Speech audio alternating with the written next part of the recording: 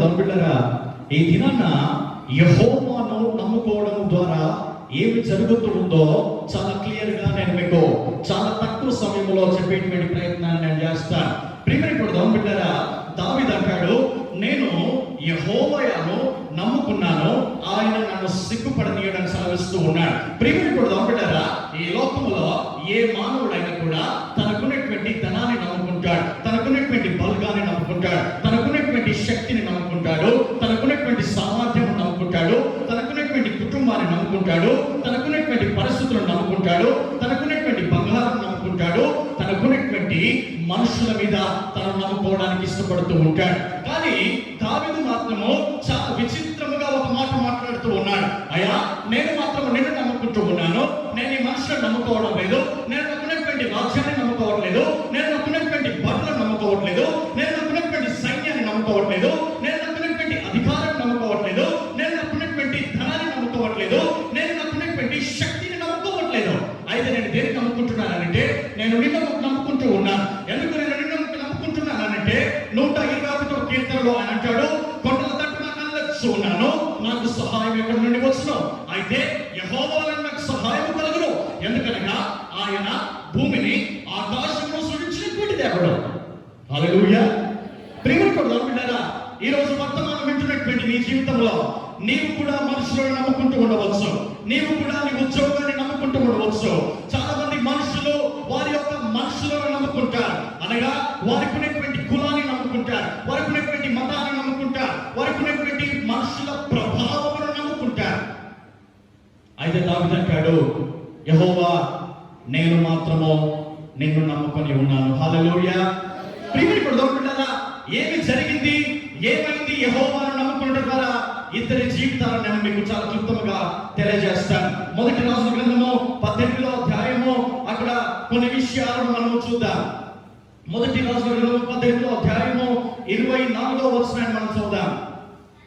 తరువాత మీరు మీ దేవత పేరును బట్టి ప్రార్థన చేయుడి, నేనైతే యెహోవా నామమును బట్టి ప్రార్థన చేయుదును. ఏ దేవుడు కట్టెలను తగలబెట్టుట చేత ప్రత్యుత్తరం ఇచ్చునో ఆయనే దేవుడని నిశ్చయించుటకు రండని ఏలియా మరలా జనులతో చెప్పగా జనులందరూ ఆ మాట మంచిదని ప్రత్యుత్తరం ఇచ్చిరి. ఇక్కడ జరిగినటువంటి సందర్భాన్ని, ఇక్కడ జరిగినటువంటి విషయాన్ని మనకు చాలా సుపరిచితమైనటువంటిది, మనం చాలా సార్లు విన్నటువంటిది. అయితే ఇక్కడ జరిగినటువంటి విషయాన్ని చాలా క్లుప్తంగా నేను మీకు జ్ఞాపకం చేస్తాను. ఇక్కడ ఏలియా అనేటువంటి ప్రవక్త ఉన్నాడు, బయలు దేవతలను అనుసరించేటువంటి ప్రవక్తలు ఉన్నారు. ఆయన చేసినటువంటి కార్యం ఏంటంటే ఆయన అంటాడు, ఇదిగో మీరు అనేకమైనటువంటి ప్రవక్తలుగా ఉన్నారు, మీరు బయలు దేవతలను వెంబడించేటువంటి ప్రవక్తలుగా ఉన్నారు, మీరు యెహోవాను నమ్మకుండా మీరు యెహోవాకు విరోధముగా ఈ లోకములో మనుషుల చేత నిర్మించబడినటువంటి దేవతలను మీరు పూజిస్తూ ఉన్నారు కనుక నేను ఒక్కనే ఉన్నాను, కానీ మీరు మాత్రం అనేకులుగా ఉన్నారు. కాబట్టి మనం చేయవలసినటువంటి పని ఏంటంటే రెండు ఎక్కడు తీసుకుందాం, ఒకదాన్ని నేను తీసుకుంటాను, ఒకదాన్ని మేము తీసుకోవాలా. మీరు బలిపీఠం కట్టాలా, నేను బలిపీఠం కడతాను. మనం ఎక్కడో దాన్ని తునకలుగా దానిని ఎప్పుడైతే మనం నడుపుతామో ఆ మాంసాన్ని తీసి బలిపీఠం మీద మనం పరుద్దాం. మనము ప్రార్థన చేద్దాం. మీరు అనేకులుగా ఉన్నారు కదా, ఇదిగో మీరు ముందుగా ప్రార్థన చేయండి. మీరు నమ్మినటువంటి మీ దేవుని మీరు వేడుకోండి. మీరు ఎప్పుడైతే మీ దేవునికి ప్రార్థన చేస్తారో, నేను ఎప్పుడైతే నా దేవునికి ప్రార్థన చేస్తానో ముందు అవకాశాన్ని నేను మీకే ఇస్తూ ఉన్నాను. కాబట్టి మీరు ప్రార్థన చేయండి. మీ ప్రార్థనను బట్టి మీ దేవుడు కనుక ప్రత్యుత్తరం ఇచ్చినట్లయితే మీ దేవుడు నిజమైనటువంటి దేవుడు అని నేను నమ్ముతాను. ఒకవేళ నేను ప్రార్థన చేసినప్పుడు నా దేవుడు నిజముగా అగ్ని చేత దీనిని దహించినట్లయితే నా దేవుడు నిజమైనటువంటి దేవుడు అని మీరు నమ్మాలని అన్నాడు. అందుకు అక్కడ ఉన్నటువంటి ప్రజలందరూ కూడా ఈ మాట మంచిదని వారు నమ్మారు. ఈ మాట మంచిదని వారు నమ్మారు. ఏం జరిగింది నమ్మడం ద్వారా? 25వ వచనాన్ని చదువుదాం. అప్పుడు ఏలియా బయలు ప్రవక్తలను పిలిచి, జాగ్రత్త. ఏ ప్రవక్తలు? బయలు ప్రవక్తలను పిలిచి, చదవండి. మీరు అనేకులై ఉన్నారు కనుక మీరే మొదట ఒక ఎదురు కోరుకొని సిద్ధము చేసి ప్రార్థన చేయుడి.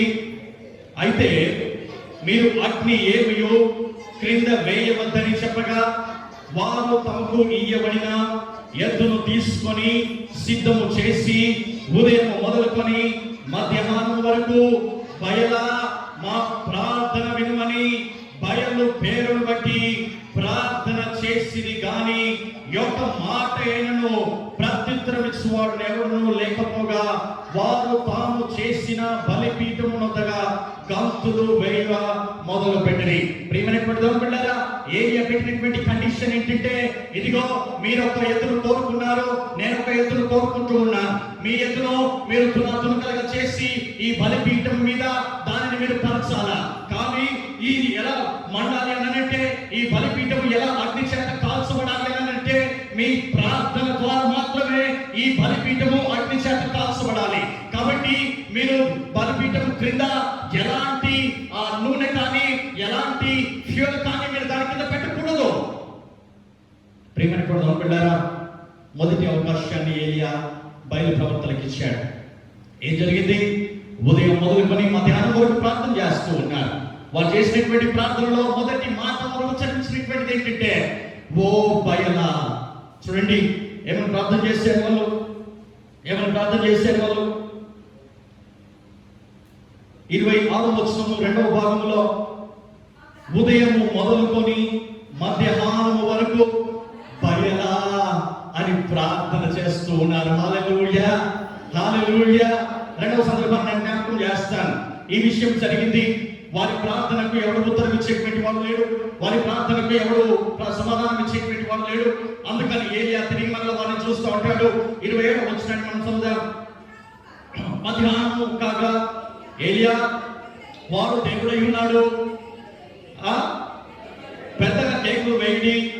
వాడు ఒకవేళ ధ్యానం చేయించున్నాడేమో, దూరమున ఉన్నాడేమో, ప్రయాణం చేయిస్తున్నాడేమో, వాడు నిద్రిస్తున్నాడేమో, మీరు ఒకవేళ లేపవలసి ఉన్నదేమో అని అపహాస్యము చేయగా. ప్రియమైనటువంటి దేవుని బిడ్డలారా, ఉదయం మొదలుకొని మధ్యాహ్నం వరకు ఏలియా వారికి సమయం ఇచ్చాడు. ఉదయం మొదలుకొని మధ్యాహ్నం వరకు బయలు దేవతలకు, బయలు ప్రవక్తలకు ఏలియా సమయాన్ని ఇచ్చాడు. వారు ఎంతగా ప్రార్థన చేసినా, వారు ఎంతగా విజ్ఞాపన చేసినా, వారు ఎంతగా గీ కొట్టుకున్నా వారికి ఎవరు ఉత్తరించేటువంటి వాడు లేడు, వారికి ఎవరు సమాధానం ఇచ్చేటువంటి వాడు లేడు. అందుకని తిరిగి మరలా ఏలియా ఆ ప్రవక్తను చూస్తే అంటాడు, ఇదిగో మీ దేవుడు నిద్రపోతూ ఉన్నాడేమో, వాడు ఒకవేళ పడిపోయి ఉన్నాడేమో, వాడు ఎక్కడికైనా ప్రయాణం చేస్తూ ఉన్నాడేమో, వాడు ఒకవేళ మీరు వెళ్ళి లేపవలసినటువంటి అవసరం ఉందేమో, గట్టిగా కేకలు వేయండి అన్నాడు, గట్టిగా వేడుకోండి అన్నాడు, ఇగో ఇంకా గట్టిగా ప్రార్థన చేయండి అన్నాడు, ఇగో ఇంకా గట్టిగా మీరు ఇంకా మీ దేవుణ్ణి దయచేసి వేడుకోండి అన్నాడు. వాడు ఒక్కడే ఉన్నాడేమో, వాడు దేవుడే కావచ్చు, అయితే ఆ దేవుడికి చెవులు వినబడట్లేదో, వాడు నిలబోతున్నాడేమో, వాడు మీ నిమిత్తము ఆలోచన కలిగి లేదేమో, దయచేసి వాడిని లేపండి అపహాస్యం చేస్తూ ఉన్నాడు. ఎప్పుడైతే ఏలియా ఆ ప్రవక్తను చూసి అపహాస్యం చేశాడో, వారు చేసినటువంటి పనిని మనం జ్ఞాపకం చేసుకున్నాం. 28వ వచనం, వారు గట్టిగా కేకలు వేయచ్చు, రక్తము కారు మట్టుకు తమ మర్యాద చొప్పున కత్తులతోనూ శస్త్రములతోనూ తమ దేహములను కోసుకొనుచుండిరి.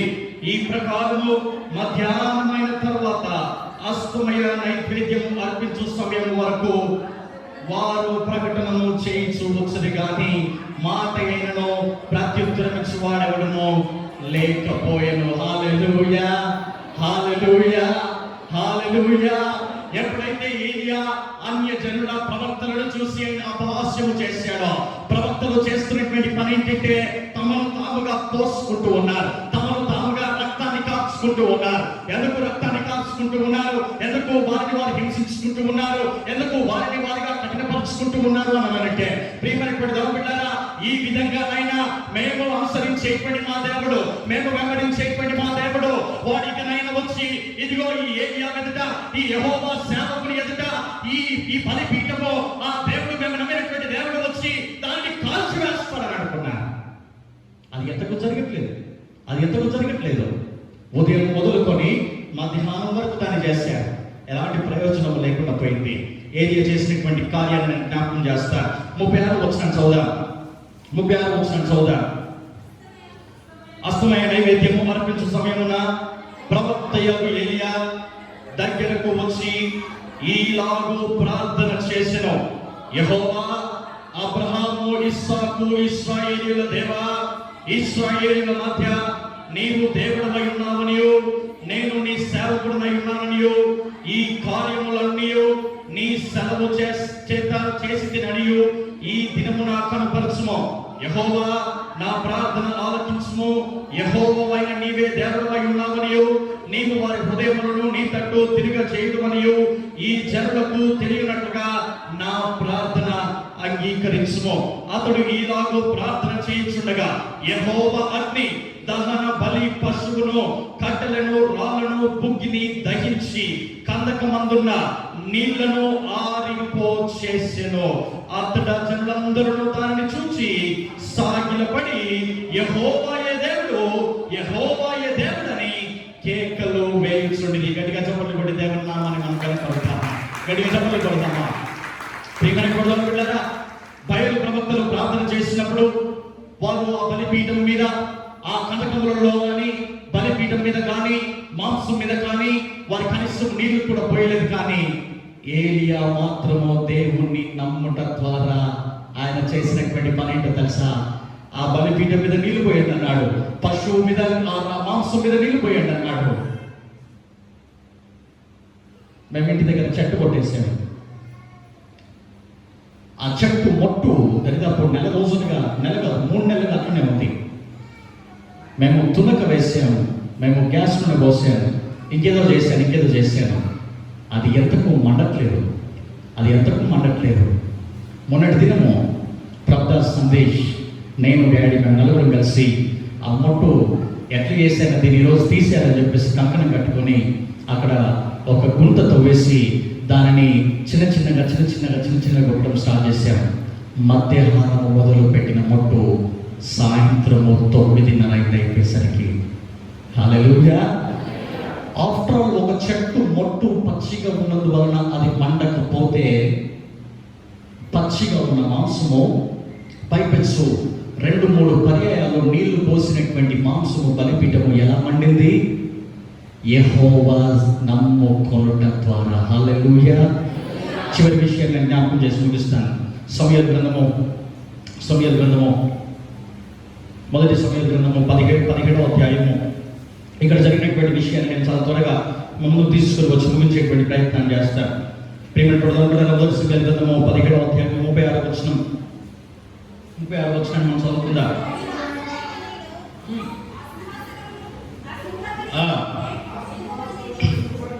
చంపితేనే జీవము గల దేవుని సైన్యములను తిరస్కరించిన ఈ సున్నతి లేనివాడు వానిలో ఒకదాని వలె అగునని సెలవిచ్చాను. ప్రియమైన బిడ్డలారా, ఇక్కడ జరిగినటువంటి క్లుప్త ఆ సందర్భాన్ని నేను జ్ఞాపకం చేస్తాను. అప్పటికి ఫిలిస్తీయులు, అప్పటికి ఇశ్రాయేలు అక్కడికి వారు యుద్ధం చేయడానికి వారు వచ్చారు. సౌలు వారికి రాజుగా ఉన్నాడు, సౌలు వారిని నడిపిస్తూ ఉన్నాడు. వారి యుద్ధంలోనికి వచ్చారు. అక్కడ నుండి ఫిలిస్తీయుడు గొలియాతు యుద్ధంలోనికి దిగబడ్డాడు. వారు చాలా అజానుభవుడని బైబిల్ సెలవిస్తూ ఉంది, వాడు చాలా బలవంతుడని బైబిల్ సెలవిస్తూ ఉంది. వాడి యుద్ధంలోనికి వచ్చాడు. ఇక్కడ ఉన్నటువంటి మనుషులేమో వారిని చూసి భయపడుతూ ఉన్నారు, వారి దగ్గరికి వెళ్ళలేకపోతూ ఉన్నారు, వారిని ఎదిరించలేకపోతూ ఉన్నారు. వీరి దగ్గరికి వెళ్తే వారు మనల్ని చంపేస్తారని అనుకుంటూ ఉన్నారు. అదే సమయంలో చిన్నవాడైనటువంటి దావీదు అక్కడికి వచ్చాడు. అప్పటికి దావీదు యొక్క అన్నలు కూడా అదే యుద్ధంలో వారు ఉన్నారు. కానీ దావీదు యొక్క అన్నలు ఎప్పుడు యుద్ధంలో వారిని ఎదుర్కోవడానికి వెళ్ళలేదు. కానీ ఎప్పుడైతే దావీదు అక్కడికి వచ్చాడో దావీదు సౌలు దగ్గరికి వెళ్ళి అంటాడు, సౌలా సౌలా సౌలా, నా ఏలినవాడా, ఇదిగో నీవు కనుక నాకు ఆజ్ఞ ఇచ్చినట్లయితే, నీవు నాకు అనుమతి ఇచ్చినట్లయితే నేను వెళ్ళి వారిని చంపి వారిని తరుణుని దగ్గర తీసుకొని వస్తానని అంటాడు. సౌలు అంటాడు, వాడు చాలా బలుష్ఠుడు, వాడు చాలా బలవంతుడు, వాడు యుద్ధంలో నైపుణ్యత కలిగినటువంటి వ్యక్తి, నీవైతే యుద్ధ అభ్యాసం ఎప్పుడు చేయలేదని అని అంటాడు. కానీ దావీదు అంటాడు, సౌలా, నా తండ్రి నన్ను నమ్మి నాకు కొన్ని గొర్రెలను అప్పగించాడు. నేను గొర్రెలకు కాపరిగా ఉన్నాను. గొర్రెలు మేపుతా ఉంటే ఒకసారి పాము వచ్చింది, దాన్ని చంపేశాను. ఇంకొకసారి గొర్రెలు మేపుతా ఉంటే ఎలుగుబంటి వచ్చింది, దాని మీద పడి దాన్ని చంపేశాను. ఇంకొకసారి నేను గొర్రెలు మేపుతా ఉంటే సింహం వచ్చింది, నేనే సింహం మీద పడి సింహం యొక్క దవడను చీల్చి దాన్ని చంపి నా గొర్రెలను రక్షించాను అంటాడు. అంత మాత్రం కాదు, దావీదు అంటాడు, దేవుణ్ణి తిరస్కరించినటువంటి ఫిలిస్తీయుడు వాటి వలనే అగును గాక. హల్లెలూయా, హల్లెలూయా. ప్రియమైన దావీదు ఆ గొలియాతును చూసి మాట్లాడినటువంటి 3 మాటలు నేను జ్ఞాపకం చేస్తాను. మొదటిది అదే 15వ అధ్యాయం 36వ వచనంలో అంటాడు, వీడు దేవుణ్ణి తిరస్కరించినటువంటి వ్యక్తి. అదే 17:36 అంటాడు. రెండవదిగా వీడు సున్నతి లేనటువంటి జనాంగం అని సెలవిస్తాడు. మూడవది అదే 36 ఫిలిస్తీయుడు అనగా వారు అన్య దేవతలను ఆరాధించేటువంటి వారు. వారు ఆరాధించేటువంటి దేవత పేరేంటంటే దాగోను దేవత. చెప్పండి, చెప్పాలా? దాగుడు మూతల దండాకోరు, పిల్లి వచ్చే ఎలుక వచ్చే గచ్చు, దాగోను దేవత. చూడండి ఒకసారి న్యాయపత్రిక గ్రంథము 16:23 చదువుదాం. నేను చెప్పింది కరెక్ట్ కాదా అక్కడ చూద్దాం. అంత ఖచ్చితంగా ఎట్లా దేవత పేరు చెప్పగలుగుతూ ఉన్నారు. న్యాయపత్రులు 16:23 ఫిలిస్తీయుల సర్దారులు మన దేవత మన శత్రువైన సంసోనును మన చేతికి అప్పగించి ఉన్నదని చెప్పుకొని తమ దేవత అయిన దాగోనుకు మహాబలి అర్పించుచుండగా. హల్లెలూయా. కాబట్టి వాళ్ళు ఆరాధించేటువంటి దేవత పేరేంటంటే దాగోను దేవత. వారు ఇశ్రాయేలు ప్రజలు కాదు, వారు యెహోవాకు సమర్పించుకునేటువంటి ప్రజలు కాదు. యెహోవా వారికి దేవుడిగా లేడు, దాగోను అనే దేవత వారికి దేవతగా ఉంది. అయితే అదే దావీదు దేవుని గురించి ఆయన రాజు దగ్గర మాట్లాడుతున్నటువంటి మాట ఏంటంటే 16 జీవము కల నా దేవుడు అని అంటాడు. రెండవది 37 నన్ను రక్షించు నా యెహోవా అని సెలవిస్తూ ఉన్నాడు. చూడండి 37 సింహం యొక్క బలము నుండి, ఎలుగుబంటి యొక్క బలము నుండి నన్ను రక్షించిన యెహోవా ఈ ఫిలిస్తీయుని చేతిలో నుండి కూడా నన్ను విడిపించునని చెప్పాను. మూడవది ఆయన దేవుని గురించి ఏమని మాట్లాడుతూ ఉన్నాడు, ఏమని చెబుతూ ఉన్నాడు అని అంటే 45 దావీదు నీవు కత్తియు ఈటెయు బల్లెమును ధరించుకొని నా మీదికి వచ్చుచున్నావు. అయితే నీవు తిరస్కరించిన ఇశ్రాయేలీయుల సైన్యములకు అధిపతియగు యెహోవా పేరట నేను నీ మీదికి వచ్చుచున్నాను. గట్టిగా చెప్పలు కొట్టి దేవుని మహిమపడతానా. మూడవది ఆయన ఎలాంటి దేవుడు అనంటే ఇశ్రాయేలులకు అధిపతి అయినటువంటి దేవుడు ఆయన, సైన్యములకు అధిపతి అయినటువంటి దేవుడు ఆయన. ప్రియమైనటువంటి దేవుని బిడ్డలారా, వాక్యం వింటున్నటువంటి నీ జీవితంలో నీ పరిస్థితిని కృంగదీస్తూ ఉండవచ్చు, నీ పిల్లల భవిష్యత్తుని కృంగదీస్తూ ఉండవచ్చు, నీ అనారోగ్య పరిస్థితిని కృంగదీస్తూ ఉండవచ్చు, నీకున్నటువంటి ఉద్యోగ పరిస్థితిని నిన్ను వెంబడిస్తూ అది నిన్ను క్షీణిస్తూ ఉండవచ్చు. అయితే ఈ దినము విడుదల దినము, ఈ ఆరాధన విడుదల ఆరాధన. ఈ దినము ఎవరైతే దాన్ని నమ్ముతారో, యెహోవాని ఎవరైతే నమ్ముతాడో వాడి లోకంలో సిగ్గునొందడని నా బైబిల్ నాకు సెలవిస్తూ ఉంది. ప్రియమైనటువంటి దేవుని బిడ్డలారా, ఏలియా యెహోవాను నమ్మాడు. అక్కడ ఉన్నటువంటి ప్రవక్తలు మాత్రము బయలు దేవతను వారు నమ్మారు. బయలు దేవతను నమ్మినటువంటి వాడు యెహోవాను నమ్మినటువంటి ప్రవక్త దగ్గర తలలు వంచి మోకరించి అక్కడే వాడు అంతమైపోయాడు. కానీ యెహోవాను నమ్మినటువంటి వ్యక్తి, యెహోవాను నమ్మినటువంటి ఏలియా, యెహోవాను ఆశ్రయించినటువంటి, యెహోవాను నమ్మినటువంటి దావీదు మాత్రము అన్య జనుల ఎదుట వారి తలలు పైకెత్తబడ్డాయి. ఈ దినాన దేవుడు నీ తల పైకెత్తబోతూ ఉన్నాడు. ఈ దినాన దేవుడు నీ పిల్లలను పైకెత్తబోతూ ఉన్నాడు. ఈ దినాన యెహోవాను నీవు నిజంగా నమ్మినట్లయితే ఈ లోకములో సిగ్గుపడేటువంటి పరిస్థితిని ఈ ఆదివారం ఆరాధనలో దేవుడు దాన్ని తుడిచిపెట్టబోతూ ఉన్నాడు. హల్లెలూయా, హల్లెలూయా. ప్రియమైనటువంటి బిడ్డలారా, కీర్తనల గ్రంథం 22:5 చదువుదాం. 22:5 చదువుదాం. అక్కడ ఒక విషయాన్ని జ్ఞాపకం చేస్తూ ఉన్నాడు. వారు నీకు మొరపెట్టి విడుదల మందిరి నీ యందు నమ్మిక ఉంచి సిగ్గుపడక, అది కలిసి చెప్పుదామా, సిగ్గుపడక. ఎవరు ఎవరు ఎవరు సిగ్గుపడలేదు? యెహోవాను నమ్మినటువంటి వారు సిగ్గుపడలేదు. జాగ్రత్త. గడిగా చెప్పలు కూడా దేవుని మహిమపడతా ఉన్నాడు. ప్రియమైనటువంటి దోపిళ్ళారా, ఇంతకు ముందు మనం పాడినటువంటి పాటలలో ఒక పాట భక్తుడు మంచి పాటను రాశాడు.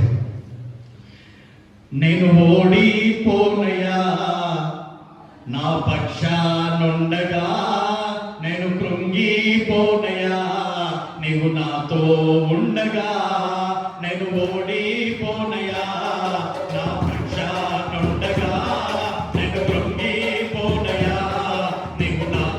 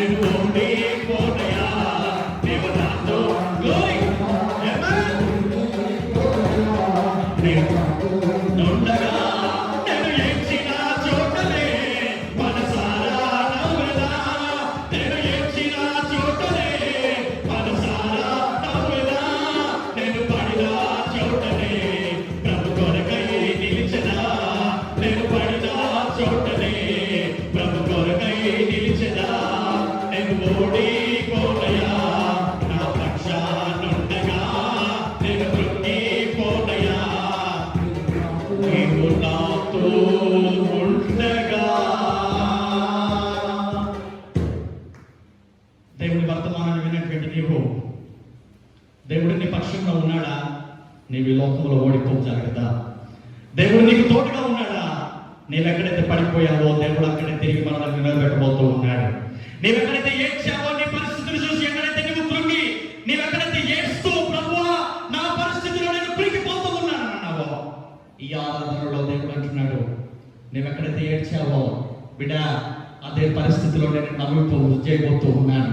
ఏ పరిస్థితిని బట్టి నువ్వు ఏడ్చావో, ఈ దినం తర్వాత అదే పరిస్థితి నుండి విజయాన్ని పొందుకొని నువ్వు నవ్వబోతూ ఉన్నావు. నీవెక్కడైతే పడిపోయావో అక్కడ తిరిగి మనల్ని నిలబెడుతూ ఉన్నాడు. ఎందుకు తెలుసా? ఇప్పుడు నిలబెట్టేటువంటి దేవుడు ఈ దినం మొదలుకొని నీ జీవితాంతం వరకు నీవు స్థిరముగా ప్రభులో నిలబడడానికి ఇష్టపడు. యెహోవాను నమ్మినటువంటి నీవు ఖచ్చితంగా దేవుని నమ్ము. దేవుడు ఎప్పుడు నిన్ను సిగ్గుకు గురి చేయడు. హల్లెలూయా. యెహోవాను నమ్మినటువంటి మనము యెహోవా చేత ఆశీర్వదించబడినటువంటి వారమై ఈ దినము మొదలుకొని మన జీవితాంతం కూడా విజయము వెంబడి విజయము చేత, జయము వెంబడి జయములోనికి ప్రతి దినము మనము నడిపించబడదుము గాక. సిగ్గు అనేటువంటిది మన జీవితంలో యెహోవా చేత యేసు నామములో ఇప్పుడే అది దూరమవును గాక. ఆమేన్.